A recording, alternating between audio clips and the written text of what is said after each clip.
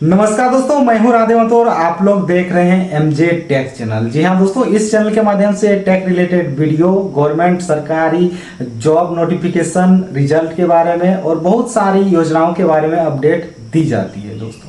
जी हां दोस्तों, तो इस चैनल को सब्सक्राइब कर लीजिएगा अगर सब्सक्राइब नहीं किया है तो, और सब्सक्राइब करके नोटिफिकेशन बेल आइकन जो होता है उसे प्रेस करके ऑन कर लीजिएगा ताकि आपके पास सबसे पहले वीडियो पहुंच सके। तो जी हाँ दोस्तों, आज का जो वीडियो होने वाला है वो काफ़ी इन्फॉर्मेटिव होने वाला है और उसका जो टॉपिक होने वाला है वो है मोबाइल रैम क्या है और मोबाइल रैम की जो खासियत है उसके बारे में जानकारी दी जाएगी और फिर इससे क्या मोबाइल स्पीड होता है वो सारी जानकारी इस वीडियो के माध्यम से आप लोग जान जाएंगे। जी हाँ दोस्तों, चलिए वीडियो को शुरू करते हैं। तो वीडियो शुरू करने से पहले मैं आप लोग को बता देता हूं कि रैम, अगर नया मोबाइल खरीदते हैं तो आप लोग उसमें जो बक्सा होता है, बक्सा में देखते हैं कि RAM 4 GB, 2 GB, 6 GB, 8 GB, 16 GB या 32 GB।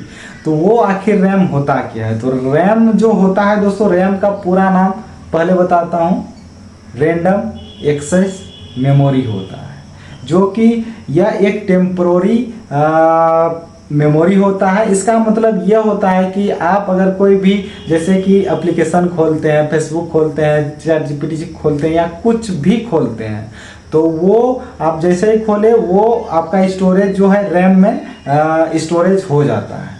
और उसके बाद जैसे ही आप फ़ोन को बंद कर देते हैं यानी कि रीस्टार्ट कर देते हैं तो उस रैम का जो मेमोरी होता है वो वहाँ से क्लियर हो जाता है, यानी कि वहाँ से हट जाता है। तो ये है रैम की कुछ खास बातें हैं, यानी कि रैंडम एक्सेस मेमोरी एक टेम्पोररी स्टोरेज डिवाइस है, यानी कि पार्ट है, कुछ भी बोल सकते हैं। इसके बाद रैम और स्पीड का जो कनेक्शन है वो क्या है, वो एक फ़ोन में अहम भूमिका निभाती है दोस्तों। इसलिए आदमी ज़्यादातर क्या बोलते हैं, रैम अधिक देख के मोबाइल फ़ोन खरीदते हैं। तो चलिए मान लीजिए कि आपके पास एक टेबल है, जितनी बड़ी टेबल होगी उतनी ज़्यादा चीज़ें आप उसमें रख सकते हैं। वैसे ही रैम का काम है। अगर आपके फ़ोन में 2 GB रैम है तो आप सीमित एप्लीकेशन को इस्तेमाल कर सकते हैं, यानी कि एक बार व्हाट्सएप खोल सकते हैं तो वो स्टोरेज आपका रैम में स्टोर हो रहा है। उसके बाद आप व्हाट्सएप को क्लोज किए फिर भी आपका रैम में वो रन कर रहा है। तो जितनी ज़्यादा रैम होगी उतने ज़्यादा एप्लीकेशन वहाँ पे रखे जाएंगे, उतने ज़्यादा आप एक्सेस कर सकेंगे, वो भी स्मूथली। तो ये तो जान गए आप लोग दोस्तों। उसके बाद जैसे कि 6 GB 8 GB का रैम लेते हैं तो उसमें स्लो हुई कई एप्लीकेशन को चला सकते हैं और उसमें मल्टीटास्किंग कर सकते हैं, यानी कि स्पीड से स्मूथली काम कर सकते हैं। अब एक सवाल आता है, क्या ज़्यादा रैम मतलब बेहतर फ़ोन हो सकता है? इस विषय पे भी चलिए जानकारी लेते हैं।